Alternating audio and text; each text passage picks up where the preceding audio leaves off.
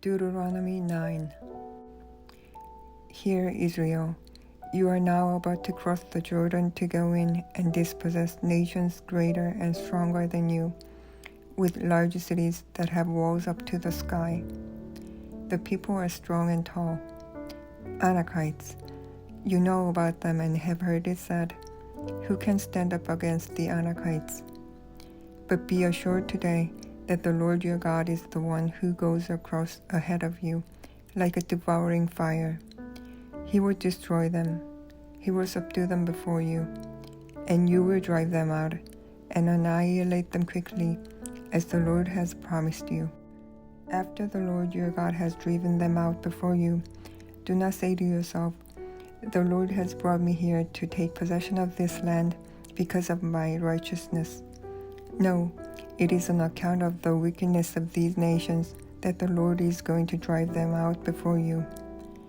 It is not because of your righteousness or your integrity that you are going in to take possession of their land, but on account of the wickedness of these nations, the Lord your God will drive them out before you to accomplish what he swore to your fathers, to Abraham, Isaac, and Jacob.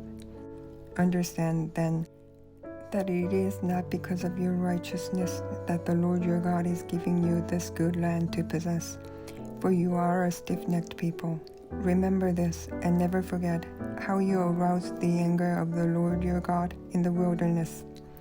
From the day you left Egypt until you arrived here, you have been rebellious against the Lord. At Horeb, you aroused the Lord's wrath so that he was angry enough to destroy you. When I went up on the mountain to receive the tablets of stone, the tablets of the covenant that the Lord had made with you, I stayed on the mountain 40 days and 40 nights. I ate no bread and drank no water. The Lord gave me 2 stone tablets inscribed by the finger of God. On them were all the commandments the Lord proclaimed to you on the mountain out of the fire, on the day of the assembly. At the end of the 40 days and 40 nights, the Lord gave me the 2 stone tablets, the tablets of the covenant. Then the Lord told me, go down from here at once, because your people whom you brought out of Egypt have become corrupt. They have turned away quickly from what I commanded them, and have made an idol for themselves. And the Lord said to me, I have seen this people, and they are a stiff-necked people indeed. Let me alone, so that I may destroy them and blot out their name from under heaven. And I will make you into a nation stronger and more numerous than they. So I turned and went down from the mountain, while it was ablaze with fire. And the 2 tablets of the covenant were in my hands. When I looked, I saw that you had sinned against the Lord your God. You had made for yourselves an idol cast in the shape of a calf. You had turned aside quickly from the way that the Lord had commanded you. So I took the 2 tablets and threw them out of my hands, breaking them to pieces before your eyes. Then once again I fell prostrate before the Lord for 40 days and 40 nights.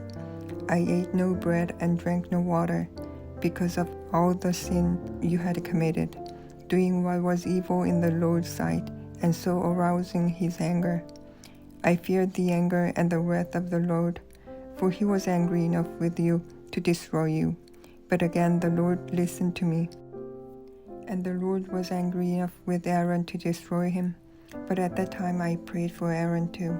Also I took that sinful thing of yours, the calf you had made, and burned it in the fire. Then I crushed it and ground it to powder as fine as dust, and threw the dust into a stream that flowed down the mountain. You also made the Lord angry at Taberah, at Massa, and at Kibroth Hattaavah. And when the Lord sent you out from Kadesh Barnea, he said, go up and take possession of the land I have given you. But you rebelled against the command of the Lord your God. You did not trust him or obey him. You have been rebellious against the Lord ever since I have known you. I lay prostrate before the Lord those 40 days and 40 nights, because the Lord had said he would destroy you. I prayed to the Lord and said, Sovereign Lord, do not destroy your people, your own inheritance that you redeemed by your great power. and brought out of Egypt with a mighty hand. Remember your servants Abraham, Isaac, and Jacob. Overlook the stubbornness of this people, their wickedness and their sin. Otherwise, the country from which you brought us will say, because the Lord was not able to take them into the land he had promised them, and because he hated them, he brought them out to put them to death in the wilderness. But they are your people, your inheritance that you brought out by your great power and your outstretched arm.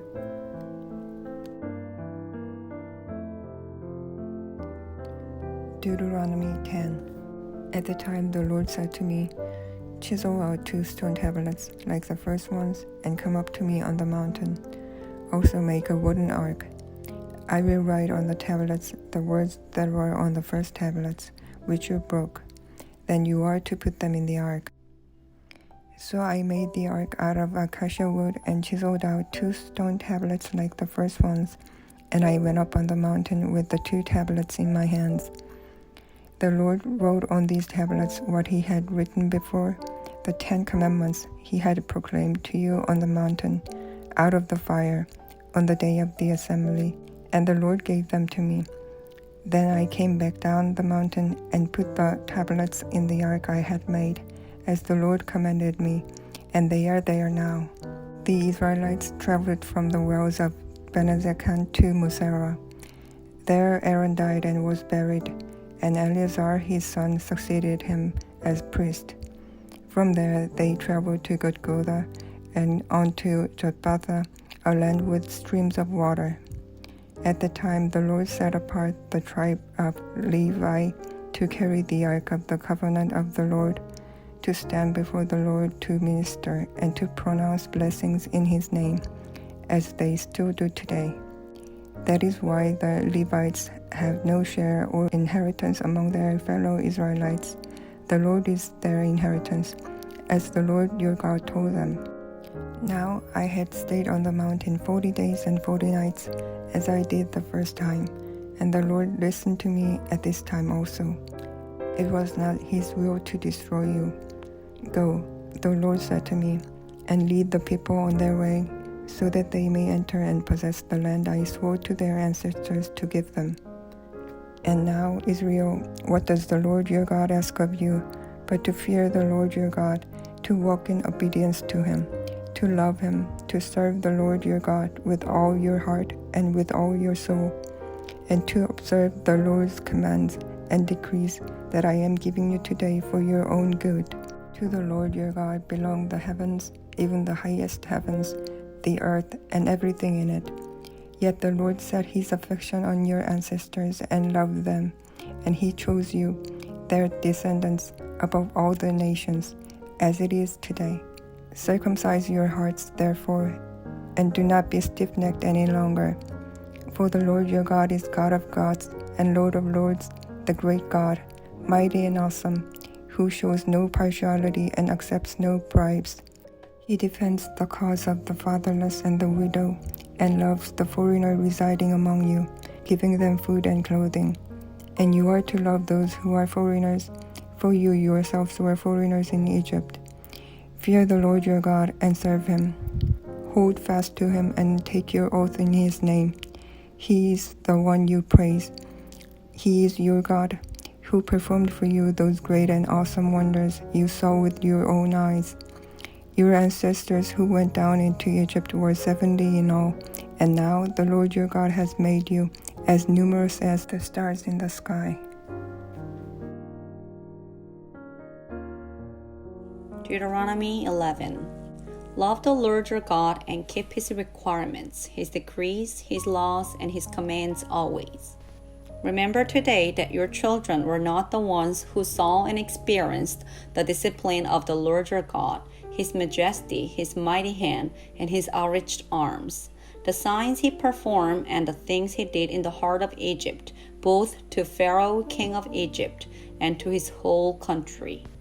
What he did to the Egyptian army, to its horses and chariots, how he overwhelmed them with the waters of the Red Sea as they were pursuing you, and how the Lord brought lasting ruin on them.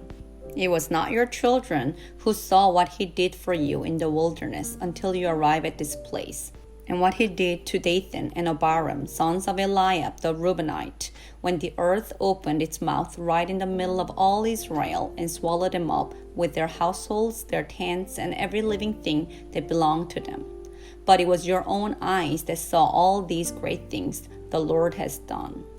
Observe therefore all the commands I'm giving you today, so that you may have the strength to go in and take over the land that you're crossing the Jordan to possess, and so that you may live long in the land the Lord swore to your ancestors to give to them and their descendants, a land flowing with milk and honey. The land you're entering to take over is not like the land of Egypt, from which you have come, where you planted your seed and irrigated by food as in a vegetable garden. But the land you're crossing the Jordan to take possession of is a land of mountains and valleys that drinks rain from heaven. It is a land the Lord your God cares for. The eyes of the Lord your God are continually on it from the beginning of the year to its end. So, if you faithfully obey the commands I'm giving you today, to love the Lord your God and to serve Him with all your heart and with all your soul, then I will send rain on your land in its season, both autumn and spring rains, so that you may gather in your grain, new wine, and olive oil. I will provide grass in the fields for your cattle, and you will eat and be satisfied. Be careful, or you will be enticed to turn away and worship other gods and bow down to them. Then the Lord's anger will burn against you, and He will shut up the heavens so that it will not rain, and the ground will yield no produce, and you will soon perish from the good land the Lord is giving you. Fix these words of mine in your hearts and minds. Tie them as symbols on your hands and bind them on your foreheads. Teach them to your children, talking about them when you sit at home and when you walk along the road, when you lie down and when you get up. Write them on the door frames of your houses and on your gates, so that your days and the days of your children may be many in the land the Lord swore to give your ancestors, as many as the days that the heavens are above the earth. If you carefully observe all these commands I'm giving you to follow, to love the Lord your God, to walk in obedience to Him, and to hold fast to Him, then the Lord will drive out all these nations before you, and you will dispossess nations larger and stronger than you. Every place where you set your foot will be yours. Your territory will extend from the desert to Lebanon, from the Euphrates River to the Mediterranean Sea. No one will be able to stand against you. The Lord your God, as He promised you, will put the terror and fear of you on the whole land wherever you go. See, I'm setting before you today a blessing and a curse. The blessing if you obey the commands of the Lord your God that I'm giving you today. The curse if you disobey the commands of the Lord your God and turn from the way that I command you today by following other gods which you have not known. When the Lord your God has brought you into the land you're entering to possess, you are to proclaim on Mount Gerizim the blessings, and on Mount Ebal the curses.